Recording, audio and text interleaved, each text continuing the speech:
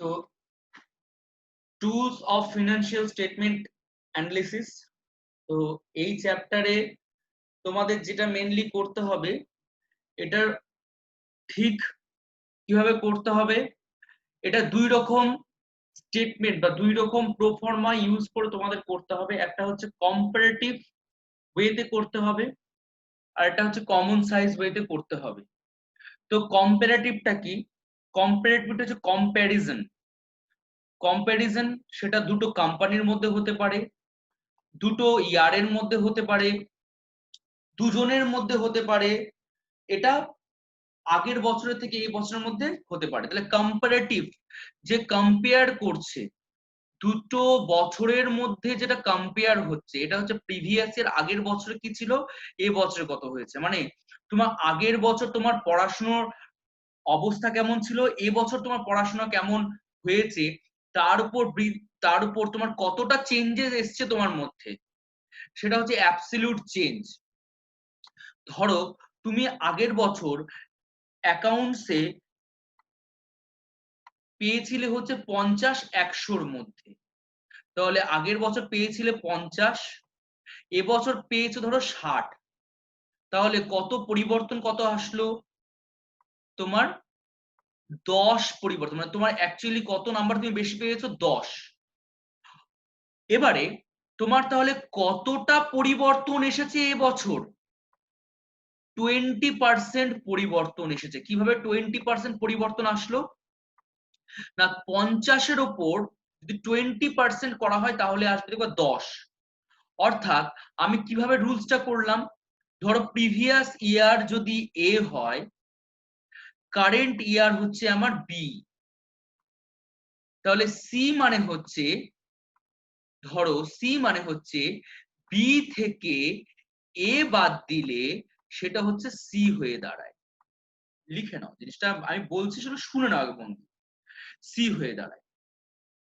অর্থাৎ এবারে তাহলে এ কত ছিল 50, বি কত ছিল 60, তাহলে 60 থেকে 50 বাদ দিলে হয়ে দাঁড়ালো 10।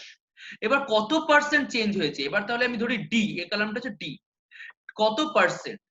তাহলে পার্সেন্ট কি করে বের করব? না, সি, সি যত বেরিয়েছে ডিভাইড বাই এ ইনটু 100। তাহলে C divide by A into 100 করলে আমার পার্সেন্টটা বেরিয়ে চলে আসবে। এবার জিনিসটা কি, আমি টেকনিক্যাল ব্যাপারটা বুঝলাম। জিনিসটা এই কোম্পানি কেন করে? কোম্পানি মেইনলি দেখবে যে বিভিন্ন অনেক 5-6 বছরের ব্যালেন্স শিট দেওয়া থাকে, তাহলে মানে প্রেজেন্ট টাইম তোমার কোম্পানির কি পজিশনে রয়েছে, কি অবস্থায় রয়েছে, তার ইনকাম পজিশন কি রয়েছে, সেটার উপর ভিত্তি করে ইনকাম স্টেটমেন্টটা করা হয়ে থাকে। তো কমন সাইজ আর কম্পারেটিভ এই দু রকম স্টেটমেন্ট এখানে করতে হবে। Tools of financial statement analysis এর মধ্যে দু রকম স্টেটমেন্ট করতে হবে, একটা হচ্ছে কমন সাইজ আর একটা হচ্ছে কম্পারেটিভ। আজ আমি যেটা বলবো সেটা কম্পারেটিভ বলবো, কম্প্যারিজনটা বলবো। এবার দেখো এখানে আমি একটা প্রোফর্মা লিখেছি, যে proforma comparative income statement, income অর্থাৎ কোম্পানির ইনকাম পজিশনটা কেমন আছে প্রিভিয়াস ইয়ার কারেন্ট ইয়ারের পরিপ্রেক্ষিতে।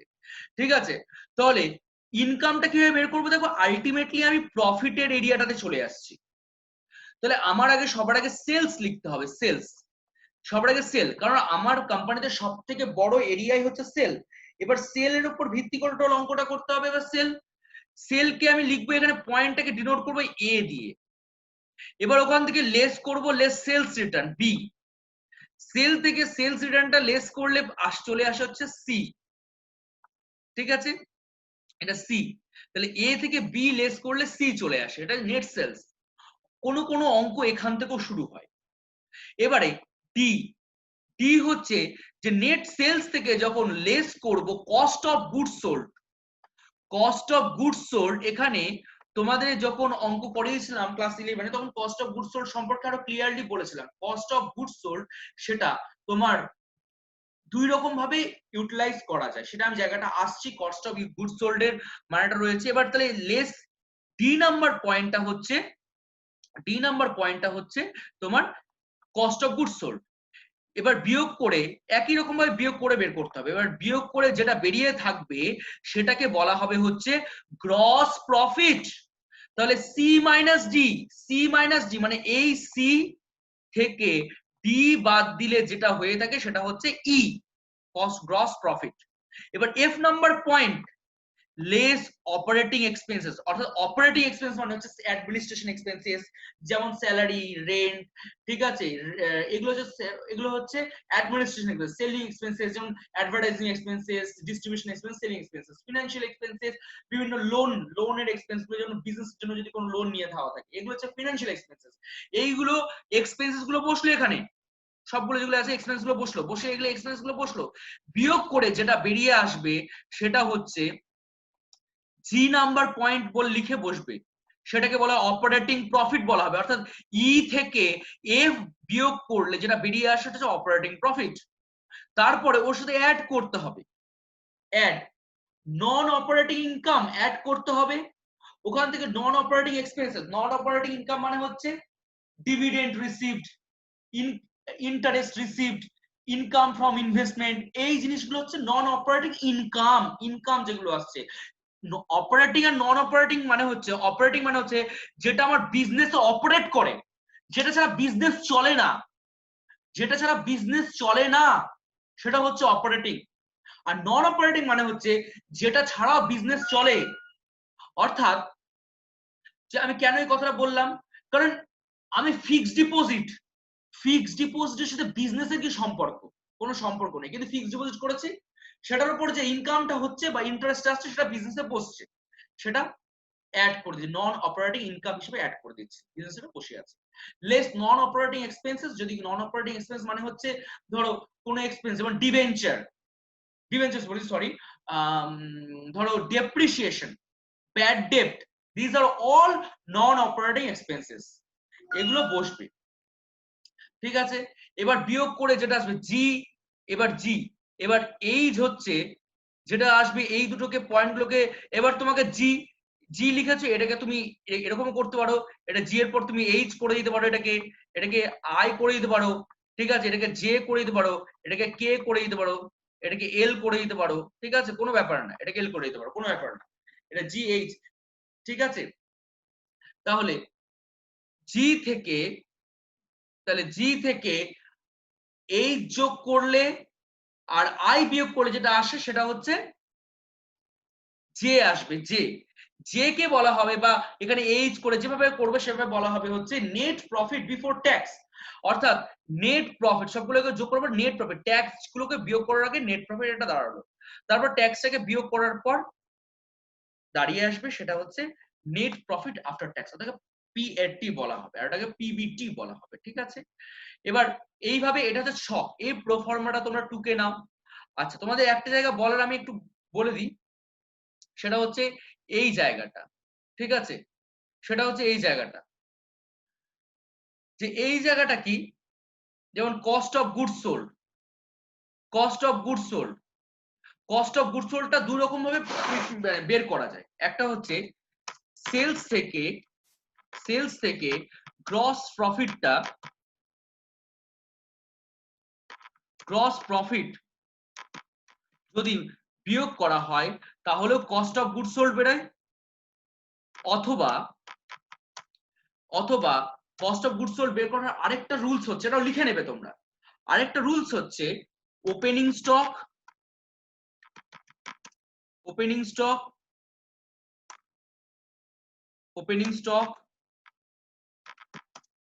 প্লাস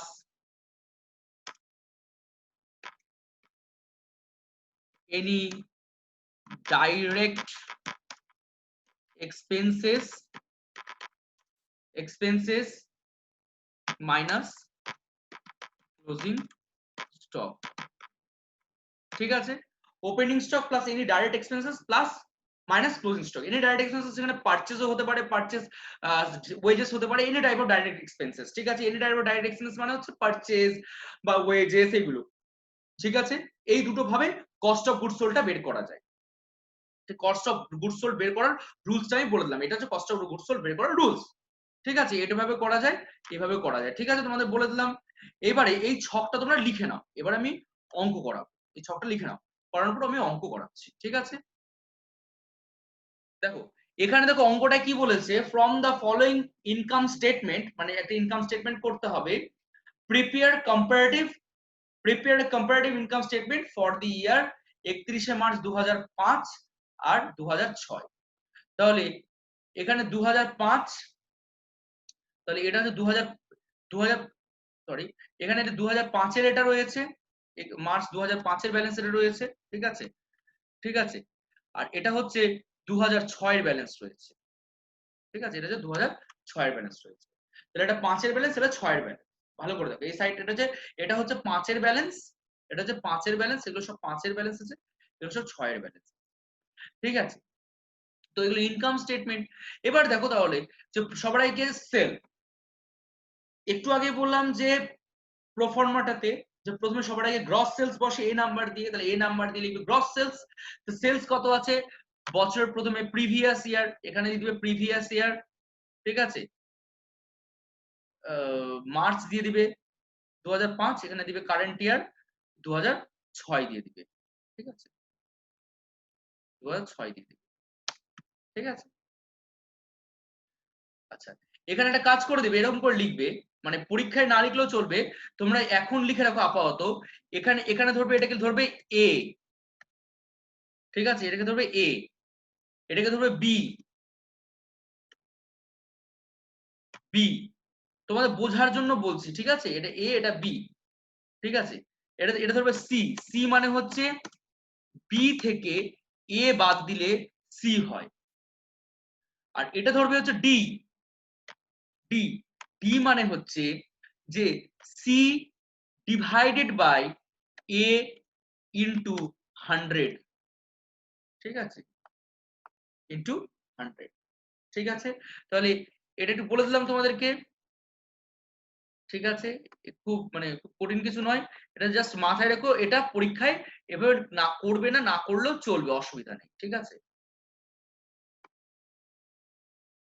তো সবার আগে দেখো আছে 4 লাখ টাকা, তাহলে আমি লিখলাম 4 লাখ। আচ্ছা, বেড়ে কত হয়েছে, মানে এবছর কত হয়েছে, 6,50,000 টাকা, তাহলে লিখলাম 6,50,000 টাকা। তাহলে কতটা পরিবর্তন এসেছে, 2,50,000 টাকার পরিবর্তন এসেছে। তাহলে এবার কত পার্সেন্টের পরিবর্তন এসছে, তাহলে তাহলে 2,50,000 divided by 4 lakh, 2,50,000 divide by 4 lakh, তাহলে কত পার্সেন্ট, তাহলে 62.50% এখানে চেঞ্জেস এসেছে। কিভাবে করলাম, C divide by 2,50,000 divide by 4 lakh into 100 হলো। আচ্ছা, কোনো সেলস রিটার্ন আছে কি, অঙ্কে কোনো রিটার্ন আছে, অঙ্কে কোনো রিটার্ন দেখো নেই, সেলস রিটার্ন বা কোনো রিটার্ন নেই, ঠিক আছে। তাহলে রিটার্ন নেই, তাহলে রিটার্ন এখানে কি হবে, ড্যাশ ড্যাশ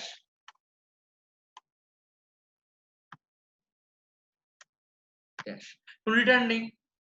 তাহলে নেট সেলস কত হলো, নেট সেলস এটাই হবে, ঠিক আছে, নেট সেলস এটাই হবে, তাহলে নেট সেলস, ঠিক আছে, ঠিক আছে, নেট সেলস এটাই হবে 4 লাখ, 6,50,000, 2,50,000 আর 62.50% বেরিয়ে গেল, বোঝা গেল জায়গাটা।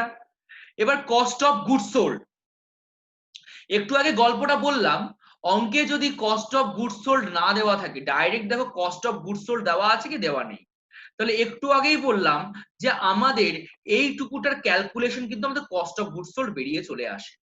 একটু আগেই বললাম, ভালো করে শোনো, opening stock plus any direct expenses minus closing stock বললাম একটু আগে। তো এইটাই কথাটা বললাম একটু আগে, দেখো ক্লোজিং স্টকটা এইভাবেই বের করতে হবে, কারণ ডাইরেক্ট এখানে কিন্তু ক্লোজিং স্টকটা বলে দেওয়া নাই, যদি বলে দেওয়া থাকতো তাই করতাম, কিন্তু অঙ্কে কিন্তু ডাইরেক্ট বলে দেওয়া না। তাহলে কি করলাম, cost of goods sold less করব ডি নাম্বার পয়েন্ট দিয়ে, এ হলো এটা, বি হলো এটা, সি হলো হচ্ছে, এ থেকে বি লেস করলে সি এসে দাঁড়ায়, ঠিক আছে, এটা হেডিং। এবার ডি, ডি কি, cost of goods sold, cost of goods sold এর দেখো ডাইরেক্ট অ্যামাউন্ট দেওয়া নেই, তাহলে কি করতে হবে, এইটুকুটাকে আমাকে যোগ বিয়োগ করতে হবে, যোগ বিয়োগ করতে হবে। তাহলে opening stock plus purchase less closing stock, opening stock add purchase less closing stock, ঠিক আছে, তাহলে এবার দেখো ক্যালকুলেশন করে করে কত আসবে, পারচেজ ওপেনিং স্টক কত আছে 20,000 টাকা। তাহলে এখানে যেহেতু আমার direct cost of goods sold দেওয়া নেই, তাই কি করতে হবে, opening stock plus purchase minus closing stock, এটা করতে হবে। 2005 এর ক্ষেত্রে তাই করতে হবে, 2006 এর ক্ষেত্রে তাই করতে হবে, opening stock plus purchase minus closing stock, এইভাবে করে আমাকে বের করতে হবে। তাহলে 2005-06 এর ক্ষেত্রেই আমার কত এসে দাঁড়ালো, দেখো 2005-06 এর ক্ষেত্রে টোটাল আমাকে এভাবে বের করে দাঁড় করাতে হবে। তাহলে ওপেনিং স্টক কত আছে দেখে নিই, ওপেনিং স্টক আছে হচ্ছে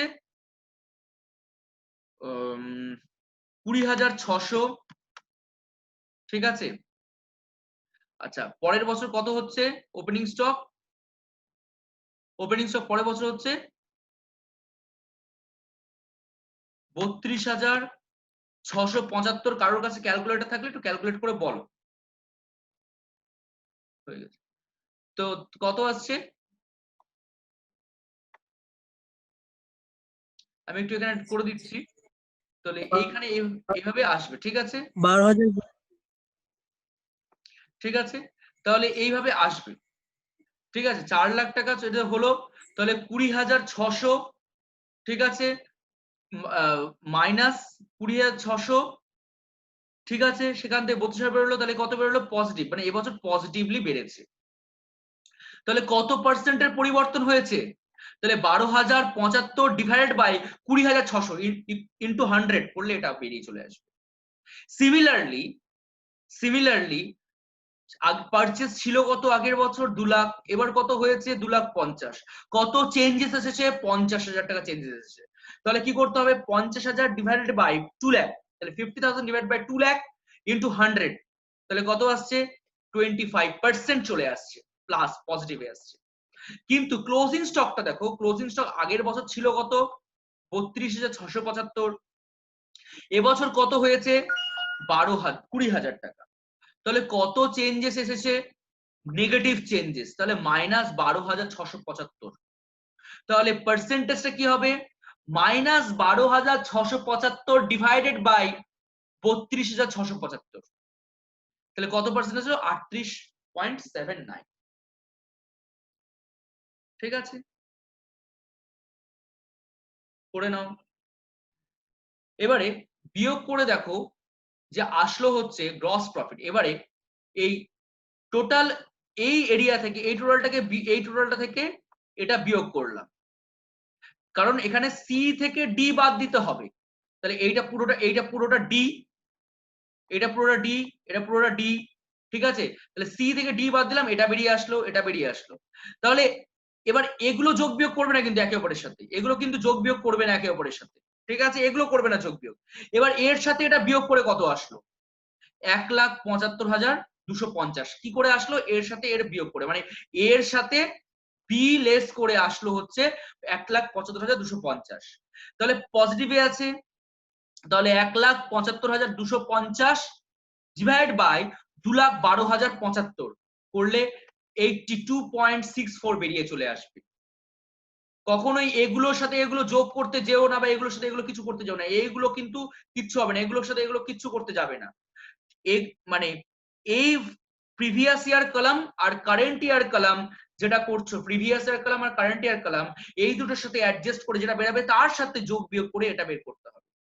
এটা যোগ বিয়োগ করলে কিন্তু কখনোই ইকুয়াল নাও আসতে পারে, পার্সেন্টেজ তো কখনোই আসবে না, ঠিক আছে, মাথায় রেখো। তাহলে এটা যোগ করে যেটা আসলে সেটা হচ্ছে গ্রস প্রফিট বেরিয়ে চলে আসলো, এটা গ্রস প্রফিট। সি থেকে ডি বাদ দিলাম, গ্রস প্রফিট বেরিয়ে চলে আসলো, হলো। এবার হচ্ছে লেস অপারেটিং এক্সপেন্সেস। এবার অপারেটিং এক্সপেন্স, 3 রকমের অপারেটিং এক্সপেন্স বললাম, এক administration, 2 distribution, selling and distribution, আর থার্ড হচ্ছে ফিনান্সিয়াল। দেখো এইটুকুটা হচ্ছে এই এই তিনটে হচ্ছে অ্যাডমিনিস্ট্রেশন, এইটা হচ্ছে, এই দুটো হচ্ছে, এই এই বাকি তিনটে হচ্ছে তোমার মেইনলি সেলিং ডিস্ট্রিবিউশন। আর ডেপ্রিসিয়েশনটা অনেক সময় নন অপারেটিং এক্সপেন্সেস অনেক সময় বসে, অনেক সময় আবার অপারেটিং এক্সপেন্সেস অনেক সময় বসিয়ে দেয়, ঠিক আছে, ডেপ্রিসিয়েশন অপারেটিং এক্সপেন্স করে ধরে নেয়। তাহলে এখানে এরিয়াতে কি কি আছে, স্যালারিজ আছে, কোথায় দেখলাম, দেখো এখানে স্যালারিজ আছে, দেখো স্যালারিজ, রেন্ট, দেখো আগের বছর ছিল এত salaries, rent, postage and stationery, advertisement, commission, depreciation, এই টোটাল পয়েন্টটা চলে আসলো অপারেটিং এক্সপেন্সেস এর আন্ডারে।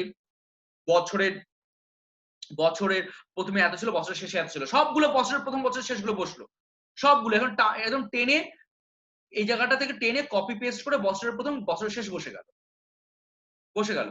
এবার 16,010 থেকে 18,000 বাদ, তাহলে কত, 1990। তাহলে 1990 ডিভাইড বাই 16,010 কত বেরোলো, এটা বেরোলো। আবার 5,100 থেকে 6,000 কত বেড়েছে, 900 টাকা বেড়েছে, প্লাস হয়েছে। তাহলে 900 ডিভাইড বাই 5,100 কত, 17.65। সিমিলারলি পোস্টেজ এন্ড স্টেশনারি, এটার সাথে এটা একই রকম ভাবে বেরিয়ে চলে আসলো। সিমিলারলি এটার সাথে এটা বেরিয়ে চলে আসলো। পরপর অ্যামাউন্ট, পরপর এক্সপেন্স গুলো বসলো, এবং বসে কি হলো, বছরের প্রথমে যে ভ্যালুটা ছিল আর বছর শেষে কতটা বেড়েছে, এবছর কত পার্সেন্টের পরিবর্তন হয়েছে, এইটাই কিন্তু কম্পারেটিভ ইনকাম স্টেটমেন্ট বা কম্পারেটিভ স্টেটমেন্টে এটাই দেখা হয়ে থাকে। Similarly depreciation, commission on sales দেখো 3,160 টাকা ছিল, হলো কত, 3,500, 340 টাকার পরিবর্তন আসলো, কত পার্সেন্ট আসলো, ঠিক আছে। ওকে, এবারে তাহলে যোগ বিয়োগ করতে হবে, সবগুলোই যোগ আছে, কখনোই এই পুরোটা এখান থেকে পুরোটা যোগ করে এখানে বসবে, এখান থেকে পুরোটা যোগ করে এখানে বসবে, কিন্তু এখান থেকে পুরোটা যোগ করে কখনো এখানে বসাবে না, এখান থেকে পুরোটা যোগ বিয়োগ করে এখানে বসাবে না, এখানে যোগ বিয়োগ করে বসাবে না, ঠিক আছে।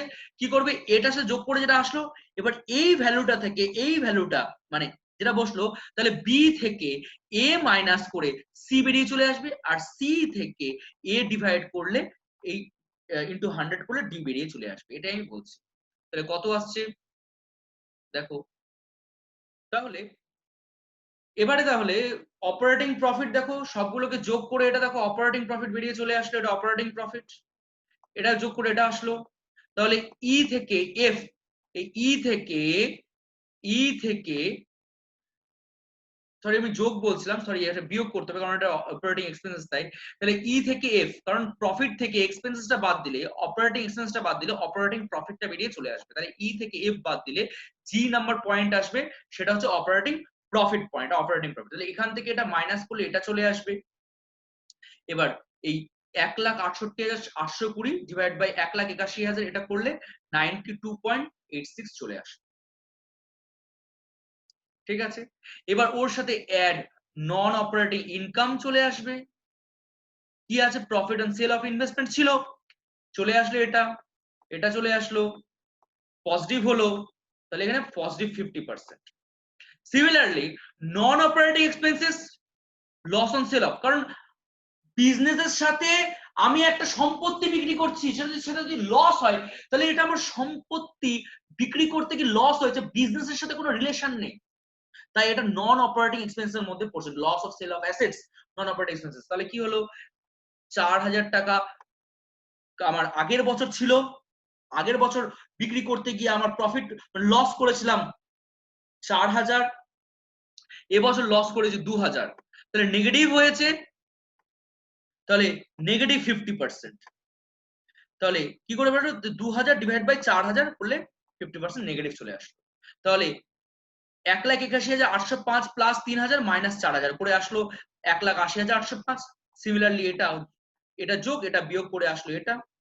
এবারে এটার থেকে এটা কি করলাম, আমি বিয়োগ করলাম, অর্থাৎ এটা এ থেকে বি আমি বিয়োগ করলাম, করে চলে আসলো এই ভ্যালুটা। এবার এটা থেকে এটা ভাগ করব, দিয়ে 100 দিয়ে গুণ করলে আমার এই পার্সেন্টেজটা বেরিয়ে চলে আসে। এবার অঙ্কে আমি দেখি তো কোনো ট্যাক্স আছে নাকি, দেখো অঙ্কে কোনো ট্যাক্স আছে নাকি আমি একটু দেখি। তাহলে অঙ্কে দেখো সবটাই হয়ে গেছে, আমি সেলস প্রথমে বসিয়ে দিয়েছি, purchase, opening stock, closing stock আমি সবটাই করে ফেলেছি। আচ্ছা, এটা চলে গেল কস্ট অফ গুডস সোল্ড এর হেডে, এটা চলে গেল অপারেটিং এক্সপেন্সেস এর হেডে চলে গেল এইটুকুটা পয়েন্ট, অপারেটিং এক্সপেন্সেস এর হেডে চলে গেল salary, rent, postage stationery, advertising চলে গেল। এর বছরের প্রথমে বছর শেষে ভ্যালুটা যেভাবে যোগ বিয়োগ করে করলাম, করতে হবে। এই অ্যাবসলিউট কতটা চেঞ্জ এসেছে, চেঞ্জ কতটা হয়েছে সেটাকে আমাকে দেখতে হবে, আর কতটা পার্সেন্টেজ চেঞ্জ এসেছে, ঠিক আছে, এটা আমাকে দেখতে হবে। ঠিক আছে, এই loss on sale of assets এটা হচ্ছে আমার নন অপারেটিং এক্সপেন্সেস, তাহলে নন অপারেটিং এক্সপেন্স 100 চলে গেল। এটা profit on sale of investment, non operating income চলে গেল নন অপারেটিং ইনকাম। ব্যাস, আর কোনো কিছু নেই, কোনো ট্যাক্সও নেই, কোনো ট্যাক্স বলেনি, তাহলে এখানে ট্যাক্সের রিলেটা লিখে ড্যাশ ড্যাশ করে দিতে হবে, করে দিলাম। ঠিক আছে, এবার লাস্ট যে পয়েন্টটা পিএটি, লাস্ট যে পয়েন্টটা, সেই পয়েন্টটা হচ্ছে এটাই বেরিয়ে চলে আসলো, এটাই চলে আসলো। ঠিক আছে, তো আমি একটু বলি, এইটা হচ্ছে অঙ্ক, অঙ্কটা একটু স্ক্রিনশট তুলে নাও, এটা হচ্ছে তোমার অঙ্ক, অঙ্কটা এটা, আর তার সলিউশন হচ্ছে এটা, তার সলিউশন। ঠিক আছে, এটা তার সলিউশন।